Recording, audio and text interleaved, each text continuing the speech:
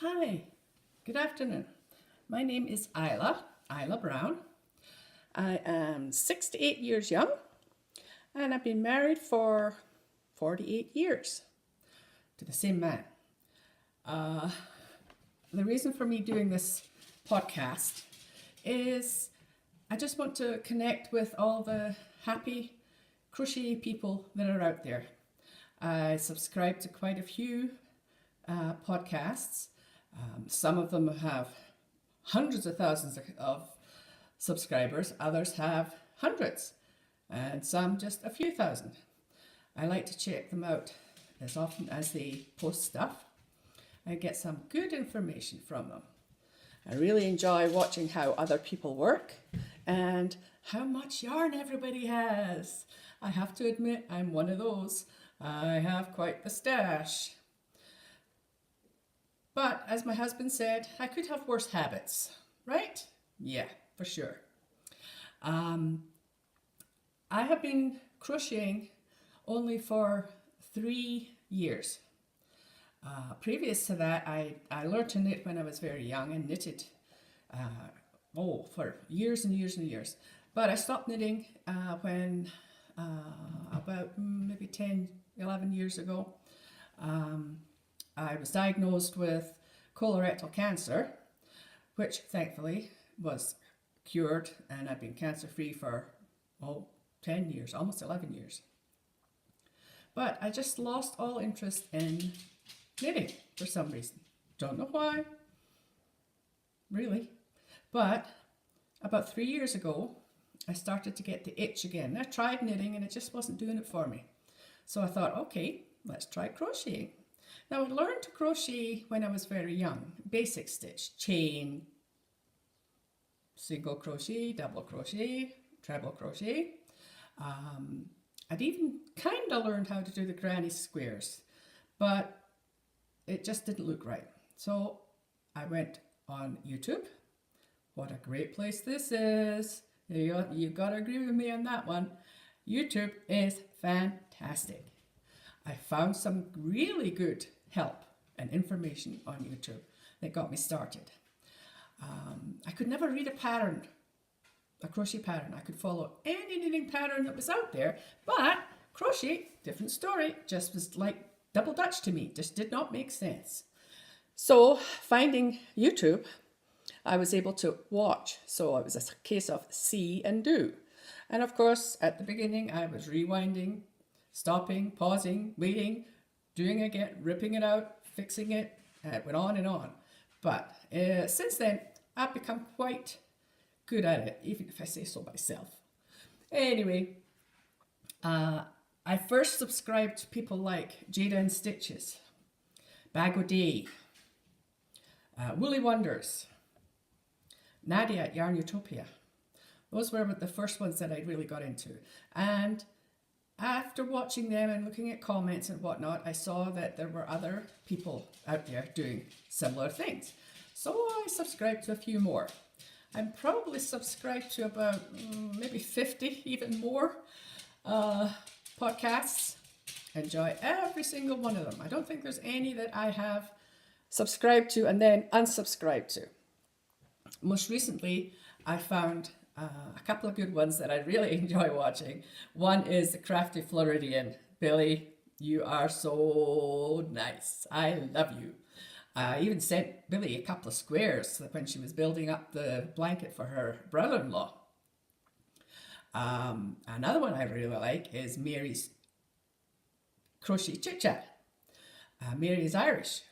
Now, you may pick up on an accent from me. I hope it's not too broad. I hope everybody can understand me okay. But I was born in Scotland, in Edinburgh actually. And my husband and I and two kids moved or emigrated to Canada in 1977. We arrived here the day that Elvis died, August the 16th. So we've been here for a long time. In fact, we've lived in Canada longer than we ever did in Scotland. We do go back to Scotland a lot to visit family. We still have family there. We came with our two kids. We have a daughter, Lorna, and a son, Paul. Lorna lives just a 5-minute walk from us. Paul, he's about 20 minutes away by car. He's married to Leah, and they have 2 beautiful, beautiful grandsons. Mac, short for MacLeod, who's 6, and Jones, who's 4. MacLeod is, or was, my maiden name. So I was Isla MacLeod. And they decided to name their firstborn MacLeod Thomas Brown. Thomas is my husband's name. So we're both covered in that naming. When Jones was born, he was called Jones after Indiana Jones, their favorite movie, one of their favorite movies. And his middle name is Russell, which is his other grandpa's name. So he's Jones Russell Brown. Now these boys are the love of my life. I just adore them. In future podcasts, I will show you what they look like. If their mum and dad, I don't mind that. I don't want to post anything about them too much without their permission. Now, I've been thinking about a name for this podcast, and I think I have come up with Brown Owls Crochet Fun. What do you think? Now, I'll give you a little bit of background on why I took or thought of that name. When my daughter was growing up, I volunteered as a leader in her brownie pack. And all the leaders had names of owls. Mine was Brown Owl. We had a snowy owl, a tawny owl, a wise owl. And it was quite fun because when I go out into the community and I'd meet any of the girls that were out and about, it was, "Hey, Mrs. Brown Owl. Hey, Mrs. Brown Owl. How are you?" And that was just so touching. So I thought, well, maybe I should use that as my podcast name. I still love owls. As you can see up here, I've got some in the cabinet behind me. That's only a few. There's more behind my head, but I don't want to move. You'll see them sometime. And I have more downstairs. I've collected them for years. I just have a fascination with owls. What else did I want to tell you? I wanted to get on here just to connect with other people. I mean, I leave comments and get some replies, and that's great. But I get to see everybody who has a podcast, and nobody gets to see me. So I thought, okay, give it a shot. If it bombs, it bombs. I'm not on it for any other reason than for fun. It's how I spend my day is crocheting, basically. I'm retired, and I love to crochet. I'm always crocheting, but that's where I get my enjoyment. Now I thought I might show you a couple of finished objects that I've done, just to give you an idea of some of the stuff that I've completed. I made this. This is a pet blanket. You really can't see what it looks like, but it's all supposed to be paws, the animal's paws around there, and it's very soft and keeps them nice and comfortable. I've made this star blanket, baby blanket. This is going to Scotland with us in July. My sister's son and daughter-in-law are having their second baby. We don't know the sex of it. They like to keep it a secret or a surprise. They don't know either. But this will be a gift for that baby.